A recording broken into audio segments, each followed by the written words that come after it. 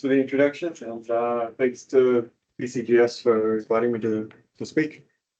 This talk's got two parts to it.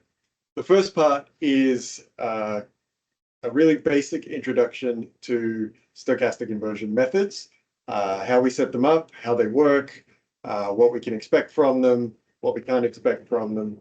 It's supposed to be a little bit of fun. And then the second half is going to be a case study on how we use them at KoBold for exploration projects. It's basically the same talk that I gave at the Index Tech Symposium back in January, but there are a few tweaks, and it perhaps has more context with this first half of the talk. So just to get the terminology right to start, we've got some geophysical data and we want to know something about the Earth that generated that geophysical data. We have a couple of ways we can describe the Earth. We can use a voxel model that defines a 3D mesh of space that has perhaps 1 million pixels in it, maybe more. Each one of those is needs a property to be set to it somehow. Or we can have a parametric model where we've got tens of parameters. For this ellipsoid, the parameters are the dimensions of each axis, the rotation, something about the properties of that body.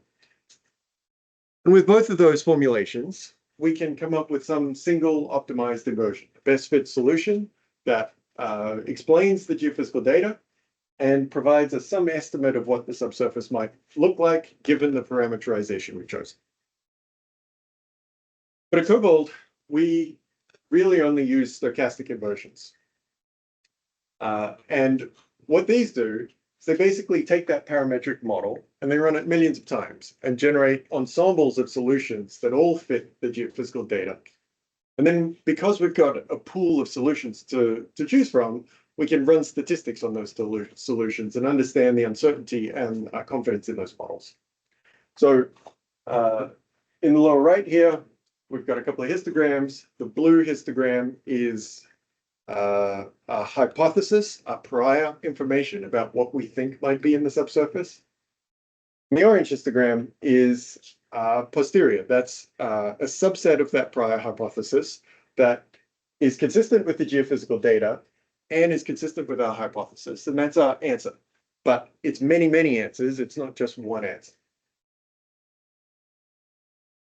So this is the simplest possible geophysical model we can do, I think. It's a simple point mass gravity model. We have depth below surface, distance along a line. We have 3 point masses. Each point mass has coordinates, x and z, and mass, this time just megatons. From that, we can compute a gravity response, showing here. I've added some noise to it to make it look like a bit of a messy survey. We've got some error bars because we took some repeat measurements at various locations. But that gravity data is caused by those 3 bodies.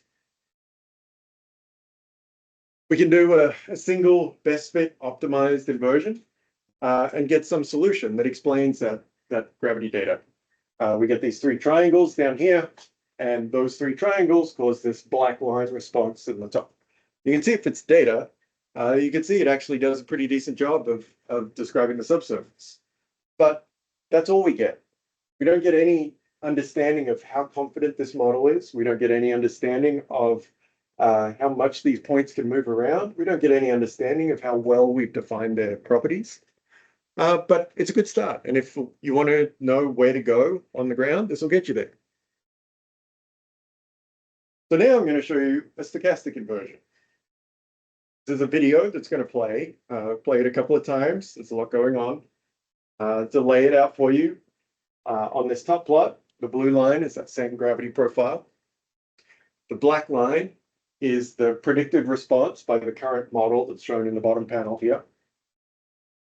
This bottom panel is, again, depth below surface, the distance along the line. The true model, the one we saw on the previous slide, is these 3 points, and they're not going to move. They're just going to stay there. That's the correct answer. But we're going to use a Monte Carlo Markov chain stochastic inversion approach to sample this solution space and find a whole set of models that all explain that gravity data. At any given time, the current model, the latest model, is going to be shown by these 3 stars, and they're going to move around really fast. Because they're moving fast, they'll have a little line tracing out behind them, so you can see where they've been, where they're going, or where they've come from.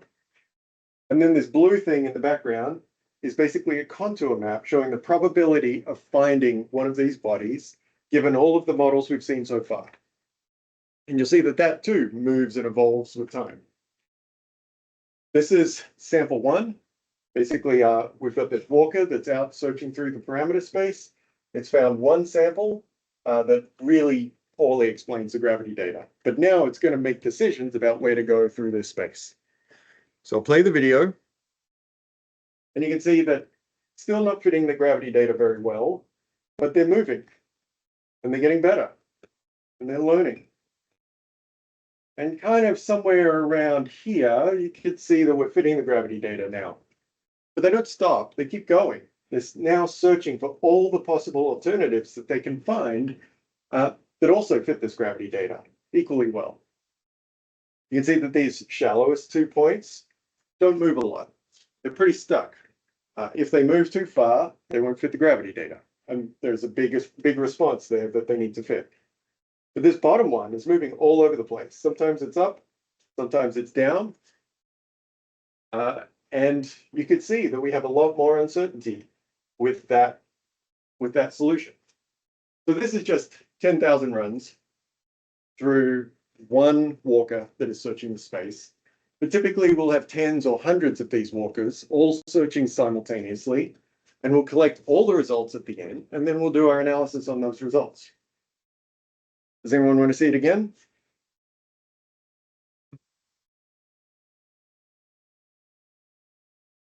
Watching hockey on Fox. Yeah. So very quickly, I mean, we've only done 200 samples and we're already fitting the gravity data. So there's no problem about fitting the gravity data. That's easy. Anyone can fit gravity data. The problem is finding a whole bunch of models that fit the gravity data. So they're not totally random, right? They seem to be marching and yeah, they're learning from their mistakes. If they move in the wrong direction, the probability that they compute for that point is lower than where they were, so they don't move. But if they move in a better direction or an equivalent direction, they'll keep going. So they adapt to the data. And in this case, you've told it what the mass of each point is. That's not Nope. correct. No, it's learning the mass too. It's learning the mass, learning the x coordinate and the z coordinate. What is fixed is there are only 3 points. It's only allowed to have 3-point masses, and it knows their point masses. But it's searching for the properties. I could show a histogram of the properties that we got, etc., etc. But I'll come back and remind you about gravity. Gravity's fun. Sir Isaac Newton told us that the gravity response that we're going to measure is proportional to the mass divided by the distance squared. So if we have our gravity meter and we take a measurement of gravity over this mass, that is this distance below the gravity meter, we'll get a number. But if we do that over here, take another gravity measurement of this mass and this distance, I think you could see that if those two masses are the same and those two distances are the same, we'll get the same number. It doesn't matter if we have a ton of lead or a ton of feathers, as long as it's a homogeneous body and it's the same distance to the center and we're outside the body, we'll get the same gravity response. So what does that look like in practice? Well, now instead of a point, we've got a sphere, a full 3D sphere. Varying the properties of that sphere, but it always has a constant mass of 100 megatons. As I make it smaller, I have to make the density larger to maintain that mass, because density is just mass divided by volume. And on the top, I'm simulating the gravity response of every one of those spheres, but it's not changing. They're all exactly the same. Mass hasn't changed, so the gravity response doesn't change. The distance hasn't changed. But what we're doing is as we go down in radius, we have to go up in density along this line of constant mass. Okay. Well, that's great. Let's do something more useful. Let's take that same response. We'll run it through a standard smooth model voxel inversion. And we can fit the data pretty well, and we can get a pretty good estimate of where this thing sits in space. But I can assure you the densities are very wrong. And you can see why. It's making a much larger body than we're expecting. And so it's got to have a lower density. We can get fancy, and we can use Dom's awesome sparse norm inversion. And we can get a much better prediction of the shape and position of that body. But we're still not really getting the densities. The densities are still too low because this body's still too big. But we shouldn't have any expectation that we could get the densities. It's only the mass that's changing, the mass and the position. So let's see what we learned by trying a stochastic parametric inversion. I've got a hypothesis that I've got a single spherical body that explains this anomaly. I'm going to sample from these 4 parameters: the density, the radius, the x position, and the z position. These histograms show my prior hypothesis. Basically, I'm uniformly sampling from 0 to 10 in terms of grams per cc, which is totally unrealistic, but I'll show you why. And I'll run that same stochastic inversion approach. Here I'm showing 150 models from that result. I'm plotting each of them individually, and I'm also plotting them on this line of what their properties are. They all fit the gravity data, and you can see there's a huge variety of models here. Not all of them are correct compared to our true model, but they are showing us what that relationship is, and the physics is defining how they sit on that constant mass curve. I'm not telling it that other than this is the physics of gravity. So that's cool, but how do we target based on that? What does it tell us? Well, let's look at the statistics of that pool of models. We can plot histograms of all of the solutions that we get out. That's shown in the orange here. And you can see that we've got a really tight prediction on the x position and the z position. Like, nailed it, no problem. We know where that thing is. What we don't know is we don't know the density and we don't know the radius, but that makes sense because it's only the mass that we're sensitive to. So as the radius goes down, the density has to go up. What we have learned is that we can't have a radius greater than 300 meters, otherwise it'd stick out of the ground. And we can't go less than about 130 meters, because then we'd have basically non-physical densities. But other than that, it's not really telling us anything. And the weird shape of this histogram is basically just telling us this shape again in a different way. So we need more information. We've got to put something else into this to get a reasonable prediction. These are the 4 types of information we can include in these inversions, and we use all of them at KoBold. We can use locations where target bodies have or haven't been observed. A binary, yes or no. Is it here? Is it not here? If your body doesn't outcrop, tell it that it doesn't outcrop. If you've got a drill hole that missed everything, tell it you've got a drill hole that missed everything. And the inversion can't find any bodies that intersect those things. Obviously, you can use located physical property measurements. If you can take a measurement of core or some other sample, you can use that directly and say, at this location, we have this property with some error bars. Another really useful thing is we can use analogs. We think that sphere is representing a gabbro. We can look up what a gabbro density should be, and we can sample from that distribution in our model. So if this is a gabbro, what's it going to look like? And we can also predict physical properties based on geochemistry and our understanding of the mineralogy. It's never going to be as accurate, but if you've got nothing else, that might be good enough. So let's put in a hypothesis. Let's say that we think this is a single spherical body with a gabbro density. And to do that, I've just put in a normal histogram here as my prior, saying I think it's somewhere around this value with some standard deviation. And I've done the same inversion. I'm not going to show you the animation this time, but you can see that the result that we get out totally reproduces what we put in terms of our estimate of the densities, but that's because we're just sitting on this line of constant mass and we've just slid along it until we found the point where we hit that density and that gives us the radius. So great, this is a gabbro. Well, no, because we don't really know what the density is. If we do exactly the same thing with a hypothesis that this is a massive sulfide density, so something really high, 5.5 or something grams per cc, I can still fit the data perfectly well. I can still reproduce my hypothesis perfectly well, and I've just shifted to a slightly lower radius and a slightly smaller body. Just moved along that curve.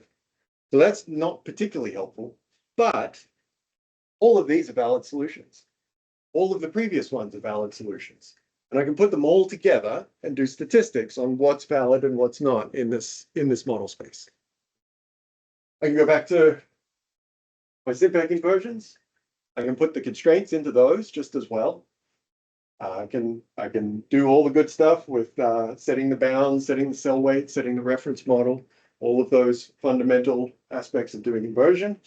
And all I've got here on this drill hole is I've got 4 points where I've taken a density measurement. I haven't sampled the whole hole, I haven't done anything clever, just taken 4 points and said, match this as well as you can. This is definitely a better model, definitely closer to truth. Densities are higher here, but it's still maybe not satisfying. We know it doesn't really look like that. The sparse model inversion with constraints does a pretty nice job of getting that model. But that is a fairly strong hypothesis about how the properties are varying in space, and that we have no other features in that background. But we can do the same thing with the stochastic inversion. Got my same 4 samples, 3 of them are outside, 1 of them's inside. I've got density measurements at each location, run the inversion, and now I very tightly get everything, and I'm matching the in situ physical property measurements, and I'm fitting the gravity data. So that looks like a totally solved problem, right? I know everything there is to know here. I can put my second hole with confidence, and we're done. But all of this is only showing my hypothesis of a single sphere. What if there are 2 spheres? What if there are cylinders? What if there are layers? What if there's some other kind of geology here? Well, I'd have to run this whole set of simulations for those problems too. But I could. Nothing that says I can't. I run all those, put them all in a big bucket, analyze the results. Where should I drill? So let's look at that problem for a little bit. Do I have to really go and run all of those extra simulations? Maybe, maybe not. I'll go back to that simple point mass problem from the first couple of slides, same gravity data. Let's run the stochastic inversion looking for a single point mass. Each one of these is a point. You can see that as they go deeper, I have to have higher mass. As they're shallower, I have to have less mass. But do you think these explain the gravity data well enough? Probably not. I think I can invalidate this hypothesis. I could say that this is not caused by a single point mass. Fine. I've got 2 anomalies. Let's say 2 point masses. That's easy. I can come up with all the models that fit 2 point masses. Great. Fits the data now, doesn't it? Looks good. All right, let's go drill it. So we send off the crews. They start drilling these holes. And meanwhile, back at the office, geophysicist runs another inversion, says, hey, what about if there are 3? This hole, if you remember where the true points were, would have hit. But this hole would have missed. It would have gone right between 2 anomalies. Because we used the wrong hypothesis and we set ourselves up the wrong way, we got the wrong result. Fine. So again, that's the same problem we got to with only knowing there's 1 sphere. How do we fix it? Future is now. So what we've been looking at are fixed dimension ensembles where we say up front, I've got this many bodies and they're this shape. Now find all the solutions that look like that. We can also do something called trans-dimensional ensembles, where we say, these are the shapes that I'm looking for, but I don't know how many there are. Have the inversion tell me how many shapes do you need to fit this thing. So not only do I get these solutions, but I also get these solutions. all in one inversion. And there's a new method called transconceptual ensembles that Malcolm Sandbridge from ANU published earlier this year, where he says that if you can generate models that look like these, that are totally different, they have like just completely crazy parameterizations compared to these things, and all of these are different, you can still compare all of these in one bucket of solutions. If you can generate those models and those responses, you can look at the posterior distribution for all of these things all at once. I'm not going to show you transconceptual ensembles. It's a bit too new. But I'm going to show you transdimensional ensembles. So here's that same point mass problem. And this time I've given it the gravity data and I've said their point masses. They each have 3 parameters, x, z, and mass, but I haven't said how many to use. Use anything between 1 and 10 of these bodies. Do your best. So the inversion's gone away. It's still solving for the mass and the coordinates. It's also now solving for how many of them it needs. And you get this histogram back that says all the solutions that I looked at, most of the solutions had 3 bodies, but some had 2, some had 5, some had 4. There are possibilities out there that I have to consider in my analysis. And this is a plot of that whole posterior, including the 2-body solutions and the 5-body solutions. They're all plotted here. And what's nice about this is it finds things that you might not necessarily notice. Did anyone notice this little bump out here? I don't think I did the first 70 times I looked at these plots, but the inversion did. It's got some points out there on the east end that tried to fit that anomaly. So that's pretty cool. Okay, that's great, right? But who works with points and spheres in real life? Well, we're working on more complex problems. This is a full 3D simulation for a complex shape that is shown in the red. This is a plan view. This is a cross-section view. I'm using something that I'm calling transdimensional metaballs to fit this thing. So a metaball is a really great way of defining an envelope, a 3D envelope in space based on a bunch of centroids, X, Y, Z locations, and radii for each of those. So basically a bunch of spheres put together in a really interesting way. So the spheres are all plotted on here, and the number of spheres that are needed is shown here. All of these fit the data. This is the profile through the middle of the survey. All of them fit the data. They're full MVI vector inversions. You can see the vectors plotted on here. We're assuming a constant property and magnetization direction for this body. It's like one big complex intrusion. But we now have a pool of results that we can analyze rather than one simple voxel model. So the traditional way of trying to understand the subsurface, I think, is using these voxel models, and they're great for getting you to the right areas pretty quickly. We get one model, it explains everything in the data, and we can look at it and say, hey, these are the big features. Now, what do I want to do about it? That's awesome. But if you want to get a little deeper, try to understand what is the composition of this thing? What are the actual edges? How deep is it? What is my uncertainty in its position? Then you may need to use a bunch of stochastic ensembles, testing different hypotheses. You might run them all in sequence, or you might use a fancy algorithm to package all these up together. But whatever you do, it is critical that you always include your subsurface facts in every inversion. No matter which one you're using, you have to put as much subsurface information in every time. Otherwise, you'll just always encounter this degeneracy between mass and volume, magnetization and volume, conductivity and volume. We never get around it. So I'll take a little break there. If anyone has any questions about that section. Examples do you typically run in practice? I guess thinking about maybe both the like point mass example and then the metaball example. I'll skip that answer Okay. and go straight to the real question, which is how many do you use in real life and is this tractable? And the case study that I'm going to show you next, which is a joint gravity and mag vector inversion, I was routinely running 5 million iterations on 94 parallel chains. And that would take 4 days, 5 days. It's not terrible. All of these, the way we parameterize them is all numerical outside of SimPeg, but then we make a SimPeg model and we use the G matrix to calculate the response. We're not doing anything particularly clever with GPUs or all that kind of stuff. We're just doing a routine simulation. Randy's asking. Why did... Can you repeat the question? Just Yes. Why do more balls not always fit the observations better? It's an excellent, excellent question.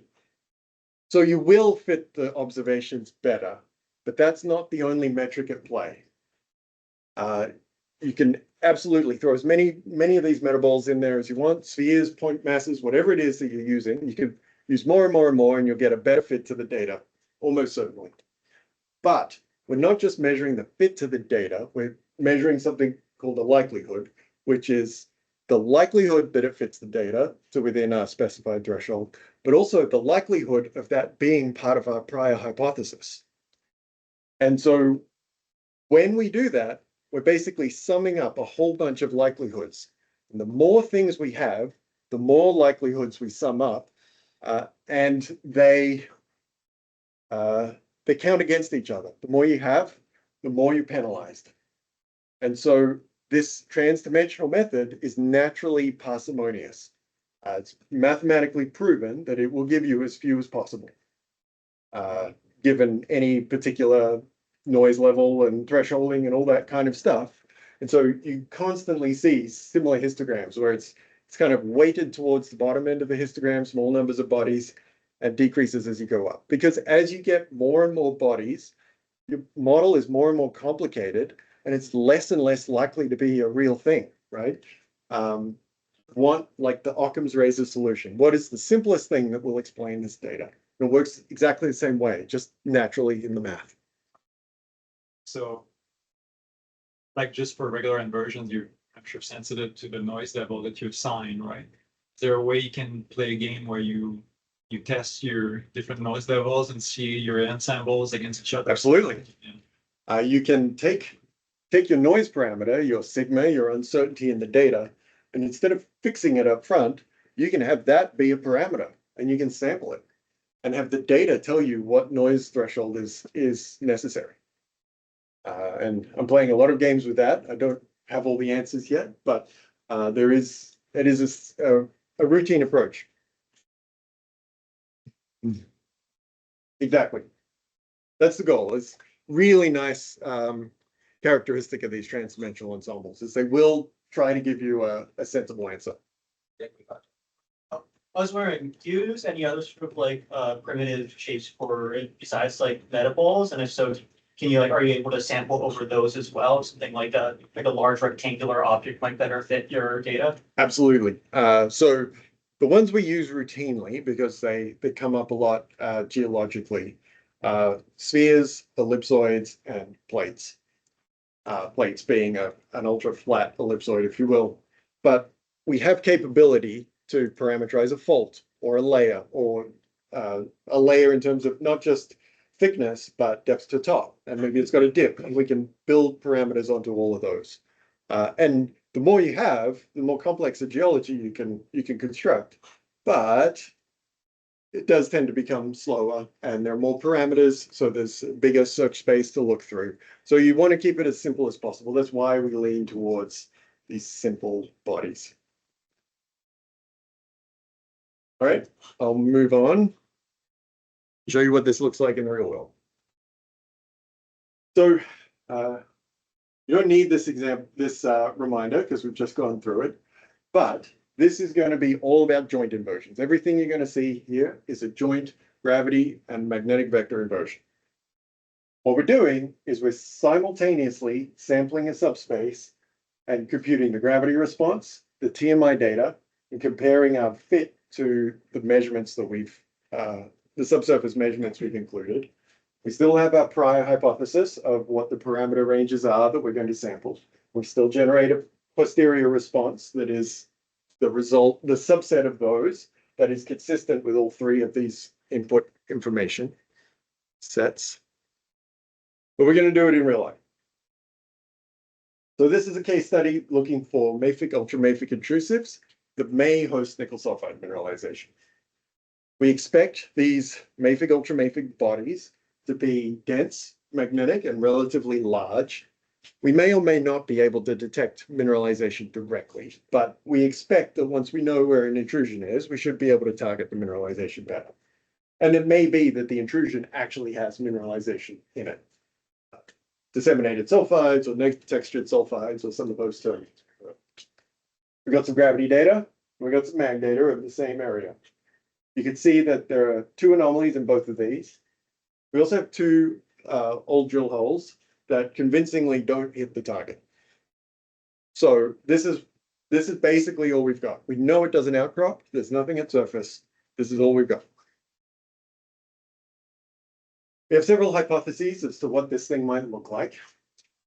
We might have a differentiated mafic ultramafic intrusion where we've got some sort of dense magnetic body on top and then a really dense moderately magnetic feature on the bottom in a low density, low mag background, and we know that's an outcrop. Or we might just have one intrusion that's got some variable alteration, maybe serpentinization. It might give kind of a split response to it. But you can see that both of those look roughly like an ellipsoid. So we can start with that. So here's a joint gravity and vector mag inversion using two ellipsoids to explain this data. These are survey lines across the middle of the survey. I've run a stochastic MCMC inversion looking for two ellipsoids. All of these fit the data. You might argue that some of them fit poorly and some of them fit better. I can assure you that if we want to fit the data better, we just run this longer. But in a real world scenario, how long do you want to run it? So these fit well enough, given we know nothing about the subsurface here. So our uncertainty in the subsurface is huge. Fitting this is the least of our problems. But looking at these models, this is just a set of 100, I think. You can see that the diversity is enormous. The color bar goes from like 2.5 up to 5.5 grams per cc, and we're hitting everything. We've got lows, we've got highs. The large bodies tend to have lower densities, and the small bodies tend to have higher densities. You can see we've got things that dip west and east, vertical, flat. We've got the whole lot. But these all explain the data. So how do we make sense of that? Well, we can look at what our predictions would be through this pool of models. Basically, at each point here, you can imagine drilling a virtual vertical drill hole through all of the models. And along each one of those, you can see what is the point along that drill hole where I hit the most realizations out of that posterior ensemble. I hit the most ellipsoids. And what depth does that occur at? You can just sum that up and plot it out. So there's virtually no chance of hitting one of these bodies out in this region. But as we move in towards the center, obviously our probability of hitting one of these things increases.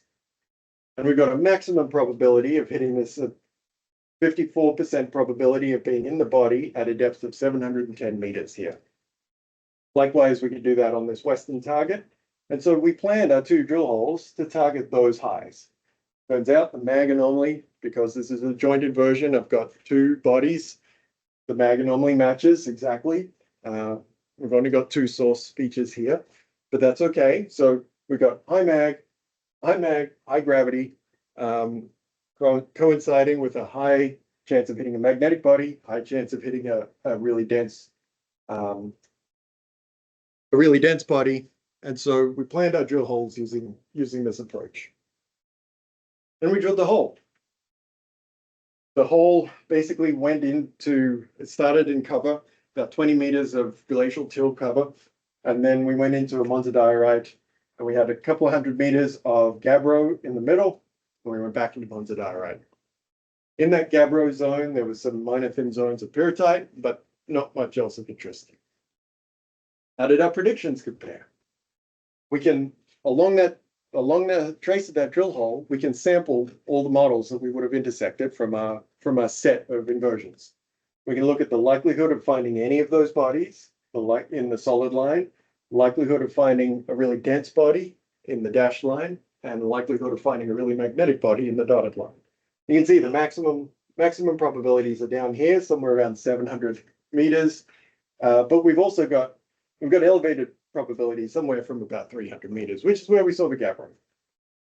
On these right two panels, I'm plotting individual black lines for 30,000 of the models that we recovered. And you can see just from the density of where those black lines are, what the consensus prediction is from the inversion. And they all start to kick at around 300 meters or thereabouts, but they all seem to kick to much higher densities and magnetic properties than what we measured, which is shown in the red line. That's our actual measurements down the drill hole. So, okay, our models were overly ambitious about what this thing is, but going back to our lesson from 30 minutes ago, we shouldn't be surprised that we're not very good at saying what this thing is. The densities are, we just see the mass. We're not seeing the density. We're just seeing the magnetic, the magnetization, not the magnetic properties. We need to know something about the volume. Okay, so we got measurements. Let's plug them back in. Let's do a constrained joint stochastic inversion. So now I'm fitting the gravity data and the magnetic data and the measurements down both drill holes. Still fitting these the same level of fit as the previous model, but now you can see that these are much, much larger and they're all consistently blue. They're at the low range of the densities. If I compare that directly with the previous animation, you can see the significant difference those subsurface constraints made. We can look at our predictions down that same drill hole. This is the northeast drill hole. Our likelihood of hitting anybody is sky high from about 300 meters. We get the gabbro at 300 meters, that makes sense. We've got almost no probability of finding a really dense, really magnetic body now, because we've got much lower densities. But when we plot predicted models in black versus our measured data for the same hole in red, the scale has changed here, but it's the same data. You can see that we're matching the predictions very well, given that we've only got two bodies. We can't fit individual bands in here. We've only got two bodies, but we're fitting it really well because it's in there as a constraint. We make this same map looking at what's the remaining potential, what's left, where am I going to find a really dense or really magnetic body now, given all the information that I've got. And we've totally eliminated the probability of finding a dense magnetic body in this northeast lobe. And there's still a little residual probability in that southwest lobe. But the probabilities and depths are like 30 to 50% probability at depths of 470 meters. And down in the fine print in the lower right, you can see that that southwest hole terminated at 250 meters. So it's below the depth of our drilling. Fine. We can look at the statistics of the populations in this constrained inversion and see how much we learned about the subsurface by putting in those constraints. Top panel here just shows cross plots with the contouring of density versus volume and mag versus volume. And you can see that we're just sliding up and down along that line of constant mass and that line of constant magnetization that would be equivalent. Without constraints. But as soon as we put the constraints in, we shrink down our position on where we are on that curve, and we get a much tighter prediction of the densities and the magnetic properties for that northeast body.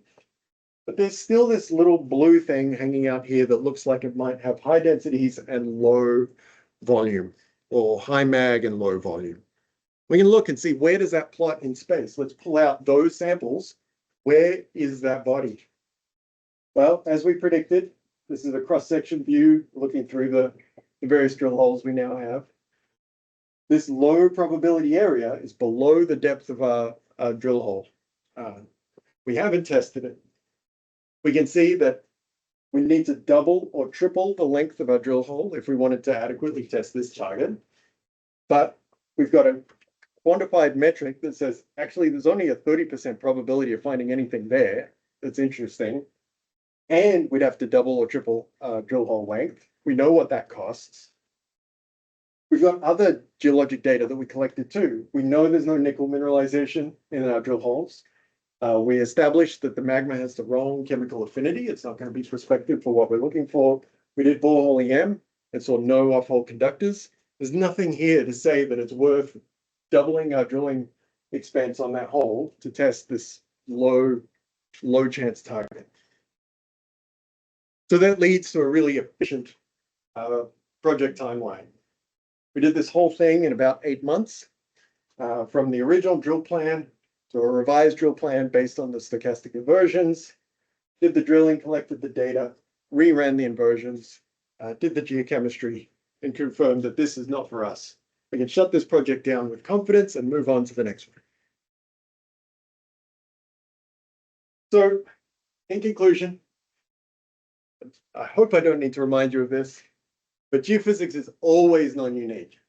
Easy to forget how diverse the solutions are that explain the data that we've got. We sometimes get so wrapped up in the methods and the approaches and all the little parameters that we forget that this is really difficult stuff, and there are a huge number of possibilities here. Just fitting the data is not enough. That is, like, everyone can fit the data. An equivalent source solution can fit the data. There's anything that's possible. So just because you fit the data doesn't mean it's a good model. To be predictive, you have to have some sort of subsurface information included. It has to be something. You have to try to put something in there because it shrinks the solution space dramatically. And you could choose the right inversion tool for the job. There are no rules. Think about what it is you want to learn and what information you have and what is the most effective way to get that information into the model to learn the answers to the questions that you're seeking. Like I said earlier on, the voxel smooth model inversions are awesome at finding where things are and domaining the landscape so you know where to be. But then if you want to delineate the properties, the depths, the edges, what is the probability of finding it by this depth? How do I quantify my drill hole? Then maybe you need a different tool. I would argue that parametric models may allow us to put in more diverse types of information. I won't go through this whole list. I've kind of shown most of them here, but we can include things like covariance functions on parameters. If we know density and magnetics densities and our magnetic susceptibilities are correlated in a certain way, we can include that in our sampling fairly easily. I love these binary observations. Is it here or is it not here? They're super easy to put in. You don't have to take a measurement. You just say, I know it's not here, so let's stop it from being there. See what that does. You can't really do that as easily with a smooth model inversion. And we can quantify the uncertainties. Because we've got many, many, many models, we can run all sorts of interesting statistics. We can look at subsets, we can look at covariance, we can look at all sorts of interesting things to describe how we understand the subsurface. And we can quantify what that new information that we added contributed. How much did the model change when we put that in? It doesn't make a difference. And how much difference? We can measure all that now. So I want to finish by just a special thanks to my colleagues on this case study project, Lauren, Wilson, and Steve. They did all of the hard work in the field and working with the teaching me how to do some of these cool tricks. That's it.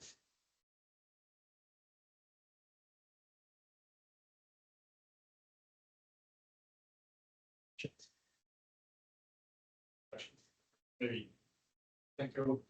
Given that in these gabbros, you have pyrrhotite, which can be monoclinic, so magnetic or hexagonal, or non-magnetic. Is it good that you try to come up with an ellipsoid that fits? And basically, because those two crystals can coexist, I mean, is it correct to have one ellipsoid that has to fit mag and gravity and density at the same time, and that ellipsoid could actually be split in half. Absolutely. Yep. Yeah. And so that comes to that multiple hypothesis testing that I talked about at the beginning. This whole case study just used 2 ellipsoids. And I can tell you that I used 10 spheres, I used 20 spheres, I used 2 spheres, I used a sphere and ellipsoid. I tried a bunch of things. But fundamentally, that is always going to be the issue. But did you ever run gravity ellipsoids and mega ellipsoids to see where they overlap or part? The original drill plan was actually looking at that approach. And then we convinced ourselves that they, even when we did them independently, they were still creating the same approximate solution. And so it was okay to treat them together. But it is a very strong assertion that you're making. And to be fair, we should be using things like metaballs that may have different properties. But I will point out that it is possible to turn these things off in the Walker's search through space. Basically, if it comes up with a density in its search that is the same as the background, that body goes away, right? It has no density contrast to the surrounding rocks. And so even though you're asking for 2 ellipsoids, one of them just became magnetics only, right? So that can happen if the data tells it that that is necessary. Well, my second question, if I may, and maybe full disclosure, I used to work with Steve Beach. And maybe you better keep this here now, but when your last slide, your second last slide, you said, look, you had no geochem, there was no Bohr OEM, there was no this, and so you walked away, which I think any reasonable geologist or geoscientist would probably do. So I guess the question is, you said you did it in 8 months, and it's a hypothetical question. I mean, if we did this with the standard playbook of just even an unconstrained or semi-constrained voxel inversion, would things have gone a lot different? They wouldn't have gone a lot differently, but this is what would be different. We can, because we've got a prediction of how much residual prospectivity is left, we've got a 30% chance of hitting this, 1 in 3. We haven't hit anything given all these other criteria. What are the chances that that 1 in 3 is actually going to be the best bit? Well, we can look at that and like, okay, this drill hole is going to cost us 3 times more. Is it worth it? And we can do that analysis rather than, okay, well, I don't know what else there is. Or we can also see that from smooth model inversions that we always get these fuzzy bottoms, right? And we saw it in the simple examples at the beginning that kind of don't get the bottom of this thing well. So you'd always have that one geophysicist saying, no, but there's something down here. Well, show me the numbers. What are the numbers that say that there's something down there? What is the probability of there being something down there in that fuzzy blob? Well, with this approach, we can say, if it's 2 ellipsoids, if there are 2 intrusive bodies here, which we hit 2 intrusive bodies, it makes sense. Well, there's nothing down there. It's a Bohr lead. I mean, you had multi-disc, right? You had the Bohr lead, and that's of course a great tool to if you have a big conductor or not. Right? If we did all this, and we did the boreholing down that short drill hole that didn't get all the way through, and it said that there's a conductor off the bottom here. It's tough to appreciate often. Yeah, tough to see, or off to the side. It's like, okay, well, we got something that points downwards. If we'd seen an increase in sulfide as we went down, well, we've got something to point at. Yeah. And so we know where to go rather than, oh, it could be off to the side. So we'd have a different ingredient, but we didn't have any of those.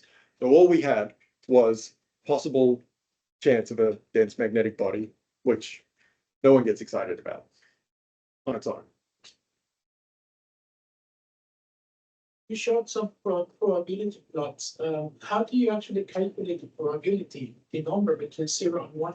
Do you have to be based on a model, like a Poisson model? We can calculate probability, just we've run 1 million models.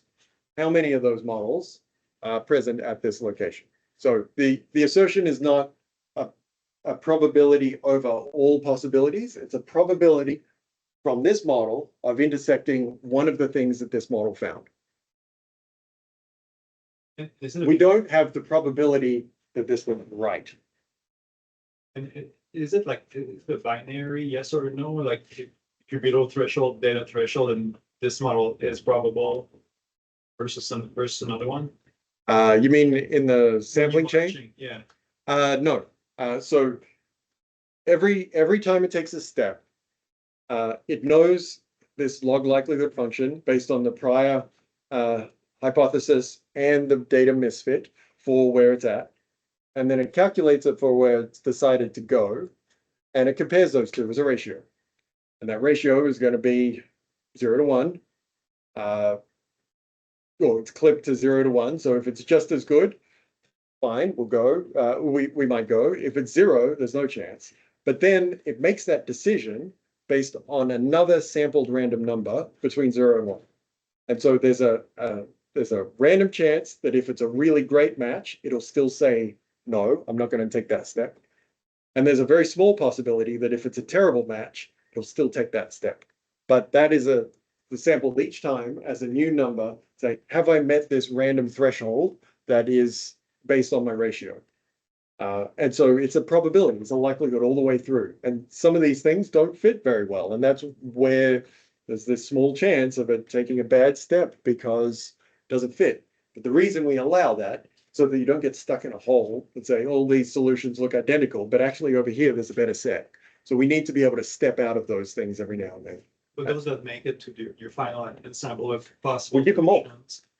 But are they assigned some sort of like score? In terms of Yep, quality? we've got the total log likelihood for each of them with the probability of that particular model. And we can choose to say, hey, let's plot the 50 best models that fit everything the best, or let's choose a random subset because there is some small chance that we might have one of these terrible fitting things that actually is closer to truth. But that's your decision to make. How do you want to analyze that data? We have the likelihood of each of them. We can calculate the misfit for any particular one and say, actually, I don't care about the probabilities of my hypothesis, whatever. I just want to know if this is a perfect fit to the data. Great, you can do that. You do that by having a fairly simple parameterization, like without having hundreds of thousands for each run. You've got maybe like a dozen or a couple dozen, so then you can store all of your random samples from those distributions. Then you can do all the Bayesian inference you want with the quantifier. Yep. So actually, along those lines, that's what the transconceptual approach kind of does. It stores them all and then samples through all the stored solutions later to compare them all.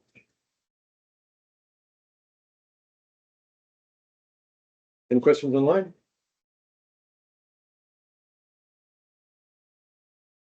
I was wondering, do you have you mentioned, so yeah, you have like this very strong and like great numerical probability approaches from like your joint inversion, then you also get this additional geochemistry data and such. Are you able to like exactly numerically integrate those to get some final probability? Because I imagine like even if it's going from like a 1% chance, a 0.1% chance, it could still be economically really useful to have. We're not there yet, but that's where we want to be. Yep. Too many times we're making a decision based on one data set, one data type, or one modeling type. We want to bring them all together into a consistent framework. Peter, you had a question? You want to unmute yourself and ask? Yeah, I'm quite impressed. Nick, that's a good talk. One thing I just wanted to make clear was when you said there's a 30% remaining chance, that was after you took into account the intersection you had. That's correct. So Yes. you used 3 bodies then to see if there was a body left?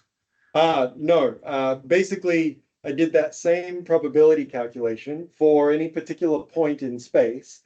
What proportion of bodies are present at this location out of the whole set that I ran? And so I didn't remove anything there, but I just calculated for those points. What is for all the points in the model, what is the probability of there being something here that is above this threshold density and magnetic properties? But because I put the constraints in along my drill hole, none of the things that were along that drill hole met that threshold because all of my measurements were below that threshold. So they got eliminated. So I didn't need to introduce a third body, but I totally could. And especially if I wanted to chase Joel's thinking that, you know, maybe there's a different alteration here, or maybe there's a fractionation trend in the magma that means that actually I can't use two bodies to fit this thing. Maybe there is a third thing. I can run that inversion again with these same constraints and say, okay, now put a third body in that location. What's that third body going to look like? And actually do statistics on that third body. So what are the what's the depth to this third body that may or may not be present? What's its thickness? What's its size? Does that look like the kind of thing that I might be chasing? So you can do that. We didn't here. It was just none of the constraints met the threshold that I was plotting up. But Yeah, none once you- of the ellipsoids that were constrained along that drill hole met the threshold, and so they just don't show up because they're not above that threshold. Okay, and once you drilled the drill holes, you had quite a bit of additional information that was negative. So Yeah, you could exactly. downweight the geophysical evidence after having Exactly. chemistry and geology. Yeah. So in terms of Occam's razor, now if we still want that last 30% probability to be meaningful, we have to invoke a whole bunch of extra processes in geologic evolution in this environment. We need to have some method of creating a fundamentally different body with a fundamentally different chemistry in that location. We need to have some method of making that effectively invisible from surface. So it's got to be, you know, maybe thin so that we didn't see it in our original data sets, because if you can't see it in the data, you can't model it, right? And it's got to have some way of having mineralization that we wouldn't have seen in borehole EM or whatever else other methods we did. So you have to start invoking all these extra criteria, which in terms of an Occam's razor approach, it's like, well, this is getting really complicated to try to justify a 30% probability. And that's where you could draw that line. And that's something we could maybe quantify. Yeah, thank you.